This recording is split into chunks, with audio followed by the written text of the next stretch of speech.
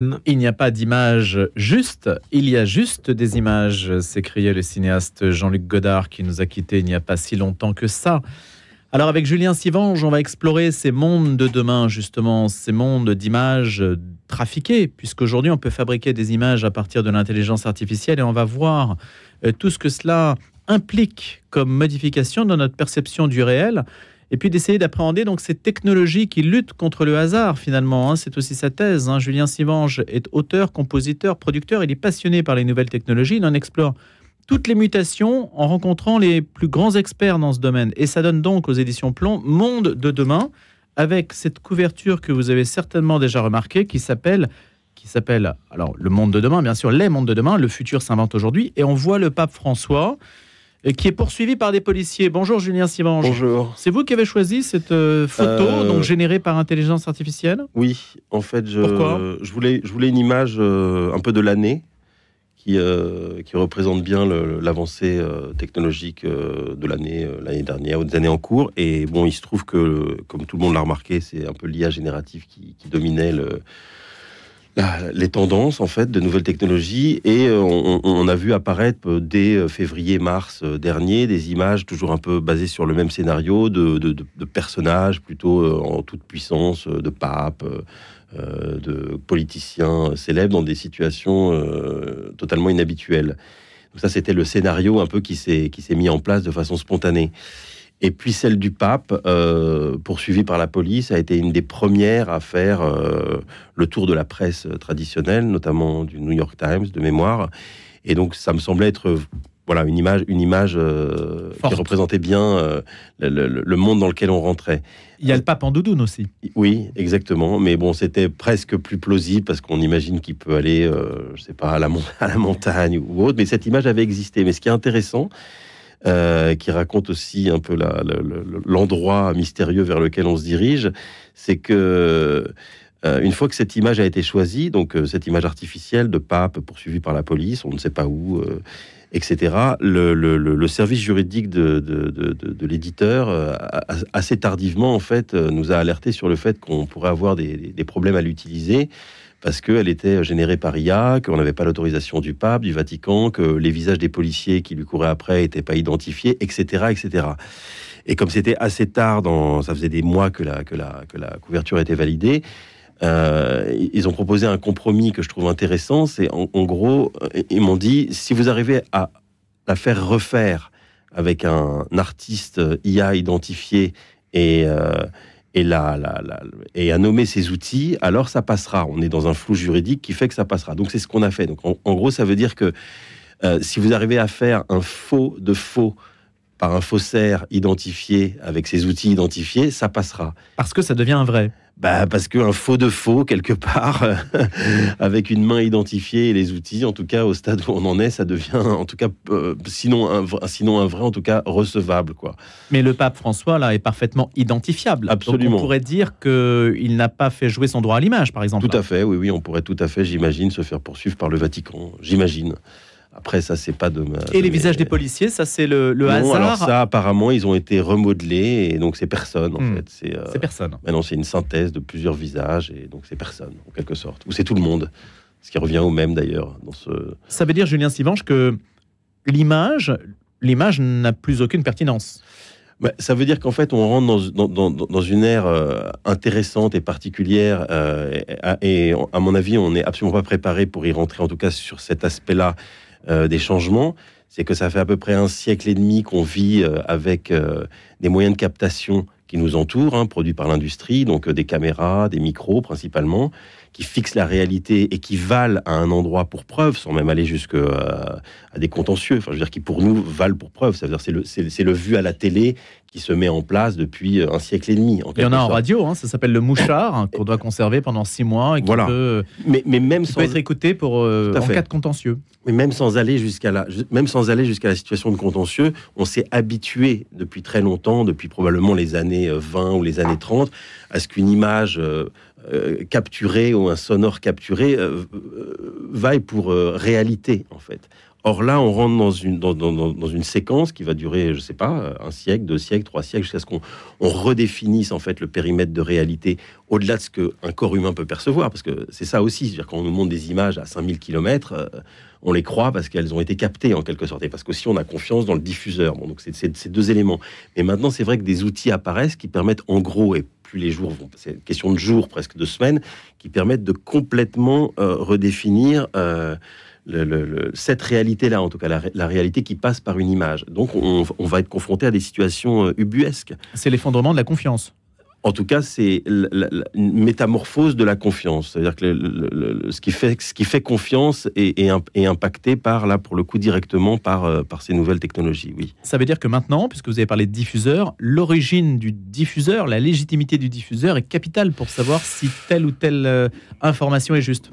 C'est une sorte de tir, ça devient une sorte de tir de confiance, mais ça l'était déjà. Alors, le problème, c'est qu'il va y avoir une zone, incapable de vous dire combien de temps elle va durer et aussi comment elle va s'exprimer et où même les diffuseurs vont être floués d'une certaine façon. On va pouvoir faire passer de l'information. Alors, ce qui est aussi intéressant, c'est que le manque de régulation, en tout cas la faiblesse de régulation des réseaux sociaux versus celle des radios, des télévisions, des chaînes hertziennes, etc., là aussi va permettre de faire passer, et c'est déjà le cas, des milliers, des dizaines de milliers, des millions de fake news, etc., etc. Donc en fait, il y a des canaux non régulés pour lesquels c'est du pain béni, effectivement, d'avoir de la production d'images au mètre. Parce que, Julien Simange, comment savoir que le pape François n'a pas été poursuivi par la police? Non, est-ce qu'il y a un moyen de détecter le caractère faux de cette image? Alors, oui et non, parce que c'est un personnage si exposé, si médiatique, qu'on imagine, mais là aussi, on reste dans l'imaginaire, que s'il avait été poursuivi par la police, tout le monde l'aurait su, et que, voilà, on en aurait parlé au-delà d'une image, quoi. Donc voilà, on reste encore dans une zone un peu... C'est la plausibilité qui fait que, par déduction, on se dit, ça doit être faux, ou ça doit être vrai.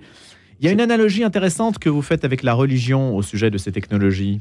Oui, alors c'était un des points de départ de cet ouvrage, donc qui est destiné au grand public et qui balaye en gros toute l'activité humaine à l'aune des nouvelles technologies. C'est ça le thème. Hein. Donc il y a 7 chapitres qui vous promènent en fait dans les dernières innovations technologiques. Toute activité confondue. Un des points de départ, c'était que je m'étonne à chaque jour de voir à quel point l'amplitude, le taux de pénétration de ces technologies dans notre quotidien est vraiment très croissant. Enfin, c'est quasiment impossible aujourd'hui, à moins d'être survivaliste ou dans une primo-forêt. Enfin, c'est presque impossible de vivre sans nouvelles technologies, mais qu'en fait, on ne s'en rend pas forcément compte et que, dans la majorité des cas, c'est des techniques et des services qui sont invisibles en fait à la source. On ne les voit pas. C'est pas la pompe à essence, le toaster ou le vieux téléphone à l'ancienne.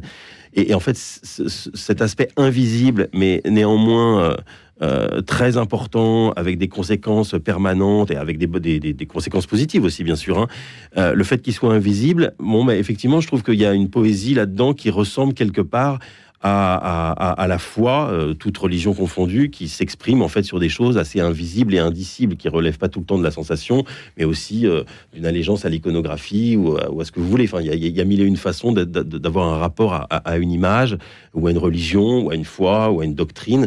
Et c'est vrai que on est quand même dans le monde de l'invisible. Donc c'est 2 mondes qui viennent d'époques différentes, mais qui se rejoignent à un endroit. C'est qu'en fait, elles ont un impact invisible d'une certaine façon. Invisible mais présent. Invisible mais présent, voilà. Donc, c'est le paradoxe que conjuguent ces nouvelles technologies. Je trouvais que c'était une analogie intéressante. Le vrai est un moment du faux, disait Guy Debord à une certaine époque pour parler du capitalisme. Voilà, on peut tourner la chose dans tous les sens. la phrase à l'envers.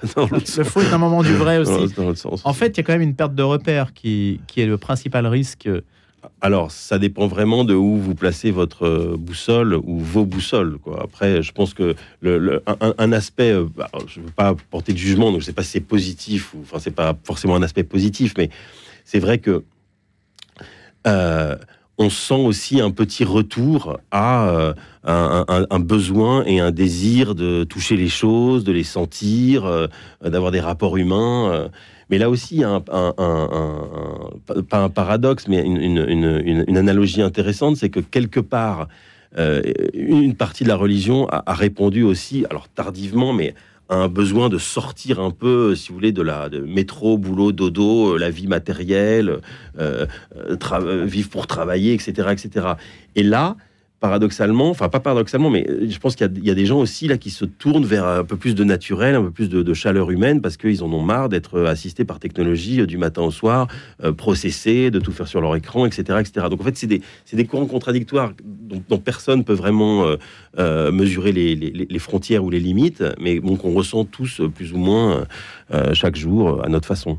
Mais voilà, chacun sa boussole. Le sociologue Marc Ognadi voudrait classer l'esprit humain comme patrimoine de l'humanité, au même titre, par exemple, que les fonds marins. C'est-à-dire qu'on ne puisse pas, l'intelligence humaine, que personne ne puisse la capter au profit de privé, faire du profit avec, sur les données, etc. Donc les fonds marins, c'est le principe. C'est-à-dire que tout ce qui est trouvé dans les fonds marins doit être redistribué à l'échelle planétaire, et puis on ne peut y accéder que sous autorisation. Enfin, tout ça est très normé. Est-ce que vous pensez qu'il faut faire la même chose avec l'intelligence humaine pour éviter une captation par le privé? Ah, par le privé en particulier. Ah oui, oui, par le privé. Oui, bien sûr, j'avais pas entendu le début de votre question. Il faut pas. Il n'y a pas vraiment de réponse aujourd'hui. C'est-à-dire que si les intérêts privés apparaissent comme étant, une fois encore, moins régulés, permettant des actions plus sauvages, des extrapolations de ce qui passe à travers leurs canaux moins contrôlables, et qu'il y a des instances publiques qui, elles, au contraire, apparaîtraient comme plus protectrices, etc. Alors pourquoi pas? Mais après, je pense que c'est très variable en fonction des pays, des époques. Voilà, mais là, ce serait une gouvernance planétaire, en fait. Planétaire. Alors ça, les gouvernances planétaires... Parce que sinon, vous ne pouvez pas... Onusienne, quoi. Je ne sais pas. Oui, il faudrait que ça rende l'intelligence humaine au patrimoine immatériel de l'UNESCO, quoi, en gros. Grosso modo, avec des implications fortes qui consistent à interdire la captation. C'est pas inintéressant, parce que le jour où on en arrivera là, c'est qu'on aura effectivement senti que l'intelligence est aussi menacée qu'un champ corse ou que... un fromage suisse, ou vous voyez, dans sa recette, quoi. Est-ce qu'il y a une recette de l'intelligence humaine? Aucune idée. Personne ne saurait le dire. On n'a pas ce recul, en fait, sur sa propre intelligence, je pense. L'intelligence humaine pourrait se définir comme le contraire, justement, de l'intelligence artificielle, dans le sens où l'intelligence artificielle raisonne par rapport à ce qui est donné, puisqu'elle travaille sur un corpus qui est déjà connu, en réalité, alors que l'intelligence humaine, c'est justement, elle raisonne à partir de ce qui n'est pas donné, ce qu'on n'a pas. Et on va trouver ce qu'on n'a pas. Oui, oui. Absolument.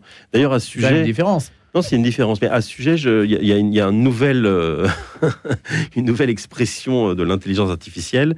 C'est les données synthétiques. Et les données, alors sans être trop technique, les données synthétiques et les données d'entraînement synthétique. C'est-à-dire qu'aujourd'hui, on a bien compris que ce qu'on appelle l'intelligence artificielle générative, là, dont tout le monde parle tous les jours à tout propos, c'est pas vraiment une intelligence, mais qu'en tout cas, sa capacité, notamment à base de texte, à répondre, écrire, avoir une sorte d'interaction qui ressemble un peu à une interaction humaine, et puis demain, à produire des images et de la vidéo, c'est déjà très avancé et très en cours. La vidéo, ça va arriver bientôt sur ChatGPT. Absolument. On a bien compris qu'en fait, cette capacité-là, elle reposait en grande partie sur l'analyse de données qu'on appelle donc d'entraînement. C'est-à-dire que ces algorithmes se sont entraînés pendant longtemps et à coût de centaines de millions, voire de milliards de dollars, se sont entraînés à comprendre ce qu'était un cheval, ce qu'était la couleur verte, comprendre, en tout cas à pouvoir identifier. Et maintenant, on arrive à un stade où en fait, il y a des données qui ont été produites par ces intelligences artificielles. Donc, c'est des données synthétiques qui n'ont pas pour source en fait des données qui avaient été produites par l'homme. Et donc là, en propre. Et donc qu'est-ce qu'elles disent, ces données? On le sait. Mais non, mais ça veut dire des chevaux qui n'ont jamais, des chevaux qui n'ont jamais existé, des œufs qui n'ont jamais existé, de la photo. Voilà, exactement, des œuvres, et donc les données d'entraînement, on va dire, qui sont basées sur des images, en fait, qui ne sont pas, en fait, qui sont des pauvres images en réalité. C'est un gros sujet parce qu'en fait, ça produit des intelligences artificielles génératives de basse qualité en quelque sorte.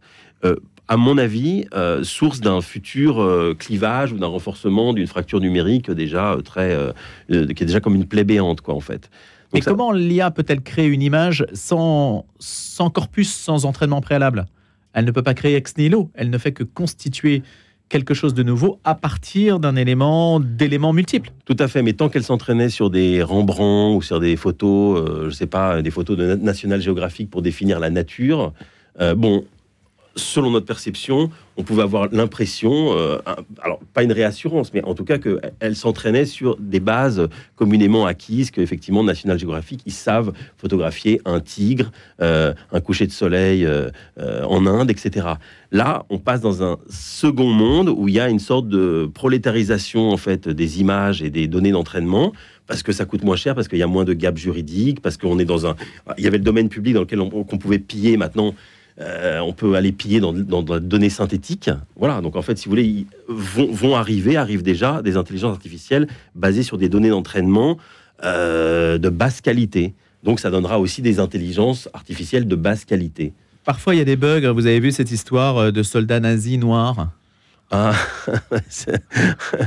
oui, bah, c'est aussi une technologie du stéréotype. Donc, en fait, je crois, peut-être, arrêtez-moi si je me trompe, mais je crois que l'histoire, c'est que c'était quel opérateur? C'était Google ou c'était Meta? Oui, qui se sont plaints. En tout cas, on n'en est pas au premier bug. Hein. Oui, mais en fait, moi, ce que j'ai compris, c'est peut-être une autre histoire, mais qui ressemble à celle-là, c'est que des utilisateurs se sont plaints que certains stéréotypes, en fait, respectaient pas assez les diversités. Et que quand on tapait, par exemple, image de patron, il y avait toujours un homme à la peau blanche avec d'une cinquantaine d'années. C'est ça, donc il fallait corriger ça. Pas de femmes, pas de noirs, pas d'asiatiques, etc.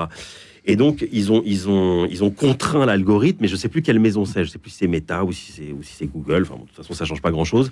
Ils ont contraint l'algorithme à plus de diversité, donc jusqu'à arriver à des anachronismes et à des situations irréelles où, effectivement, on a pu voir des nazis noirs ou des nazis chinois. Parce qu'il ne fallait pas mettre un blanc en avant, parce que paramétrer comme ça. Voilà, c'est des paramétrages, mais en fait... C'est-à-dire que c'est l'homme qui est quand même derrière, alors. Oui, et puis je veux dire, avec ce qu'on veut, en réalité. Qui décide de ça? C'est un peu comme Wikipédia, qui fait votre fiche, on ne sait pas trop, on ne peut pas se retourner contre personne, etc. C'est quand même compliqué. Vous posez une question de gouvernance, comme celle que vous posiez au début de l'entretien. C'est-à-dire que pour l'instant, c'est vraiment une constellation d'opérateurs privés mal régulés, qui pendant X années dans l'ombre ont préparé ces IA génératives et qui là sortent un peu du bois, donc se font comme ça repérer. Il y a l'Europe qui tout de suite sort sa charte. Sa charte, elle est quand même extrêmement floue, quoi. Si vous voulez, il y a des niveaux de risque qui sont définis et puis des obligations de déclaration en fonction de votre nature d'activité. Il faudra dire je m'engage à ce que les IA que j'utilise, ceci, cela. Mais bon, enfin, c'est vraiment pour la forme. C'est comme l'eau, hein, l'IA. La technologie, c'est multiforme et puis on la maîtrise pas. Ça peut être de la rosée, de la neige, de la pluie, de la glace. Enfin, je veux dire, c'est juste complètement incontrôlable si on est tout à fait clair. Et c'est toute la question, hein, de savoir qui contrôle quoi. Monde de demain, Julien Sivange. Le futur s'invente aujourd'hui aux éditions Plomb. Images générées par intelligence artificielle. Le pape François, on en a parlé. Donnez-nous un petit peu l'étendue quand même de la prospection que vous avez faite, parce qu'il y a beaucoup de photos, de contribution aussi. Oui. Alors, l'étendue, en fait, c'est une architecture assez simple qui part de soi, du corps humain et de la santé, des technologies plutôt liées à la santé, jusqu'à la conquête spatiale et à l'inconnu, en passant par la société, tout ce qui va avec, la communication, les relations humaines, la sécurité, etc., le divertissement, le bien-être. Le divertissement, par exemple. Le divertissement, alors là aussi, c'est intéressant parce que sur le même modèle que celui de Google, il y a une vingtaine d'années, c'est des technologies qui, une fois qu'elles sont prêtes à sortir, à être marketées, donc généralement depuis toujours, enfin depuis 20 ans, c'est aux mains de 3-4 opérateurs privés, comme on le disait, sortent toujours avec une première proposition ludique, un peu pédagogique, aidante. Enfin, c'est un service qui apparaît toujours sous son bon profil, quoi, si vous voulez. Donc le divertissement est assez utilisé pour faire pénétrer des technologies comme ça, avec stratégie ou pas, ou spontanément. Et comme en fait, il lui-même repose sur des grammaires qui sont très familières aux technologies, aux algorithmes. La musique, c'est évident, c'est un langage qui s'exprime sur partition comme n'importe quel langage. Donc, c'est un des premiers à avoir été très bien compris par la machine. Le texte, évidemment, aussi. Les images, c'est plus complexe, mais là, on y arrive par d'autres procédés. C'est un domaine qui est à la fois laboratoire, qui sert de cheval de Troie à la pénétration de technologies beaucoup plus raides et qui pose des questions autrement pas plus importantes, mais enfin des questions plus régaliennes. Et puis après, ça, là, je vous parle en tant que producteur de musique et maintenant de livres et puis d'images aussi. Moi, j'ai un souci avec ça, mais il est très personnel. Il est lié aussi à ma génération. C'est que pour moi, c'était un sanctuaire, encore la création, même si ça varie. La création musicale ou picturale. Et alors, ça n'engage vraiment que moi, et vraiment basé sur aussi la notion de rareté et d'inventivité. Enfin, en tout cas, moi, c'est ce que je recherche, si vous voulez, plus qu'autre chose. J'aime entendre ou découvrir des choses que j'ai jamais entendues, jamais vues. Et j'ajoute, il y a une vraie valeur pour moi quand il y a une sensation de rareté, aussi bien dans ma découverte que dans l'analyse de ce qu'on peut en faire. Là, c'est vrai que c'est des outils qui sont exactement, qui génèrent l'extrême opposé de ce type de rareté, puisque c'est des outils qui, par définition, en création, ont vocation à reproduire, donc normer, répéter à l'infini, etc., etc. Donc, moi, j'ai un petit souci avec ça. L'industrie musicale, on dit qu'aujourd'hui, il y a, pour parler d'argent, 300, la musique générée par intelligence artificielle générative, c'est un marché jusqu'à présent de 300 millions de dollars. On prédit que ce sera un marché de 3 000 milliards de dollars dans 5 ans. Dans 5 ans. Dans 5 ans. Mais surtout, entre les deux, ce x10, là, on le prédit aussi, parce que c'est mécanique. Ça veut dire aussi mise à l'écart totale de plein de compositeurs, de plein d'arrangeurs, de plein de gestes créatifs. L'éviction de l'humain, en fait. D'une partie de l'humain. Et donc, on va vers une tendance plus lourde et qui est peut-être une entaille encore plus grande, si vous voulez, à ce qui nous reste d'humain. C'est qu'en fait, on rentre, c'est déjà le cas, dans une société vraiment d'intermédiation et de curation. Google avait ramolli très profondément le cerveau, la capacité à associer des idées et la mémoire de tous les êtres humains qui l'utilisent de leur moteur de recherche depuis 20 ans. Mais nous mâchait pas complètement la tâche. Ça veut dire que dans un dîner, quelqu'un disait 1515, et si personne savait que c'était Marignan, en moins de 2 secondes, sur Google, on comprenait que c'était Marignan. Vous voyez ce que je veux dire? Maintenant, c'est autre chose. On est passé à un stade de bébéisation supérieure, où en fait, on peut écrire le texte qui va avec, en gros, et la conversation qui va avec. Et donc, ça veut dire que les esprits ont été préparés à cette évolution, à ces évolutions qui restent à écrire, mais dont vous avez souligné l'ampleur déjà naissante. Merci Julien Sivange. Merci à vous, bonne journée. D'avoir été notre invité autour de Monde de demain, écrit au pluriel aux éditions Plomb. Je vous souhaite une bonne journée également.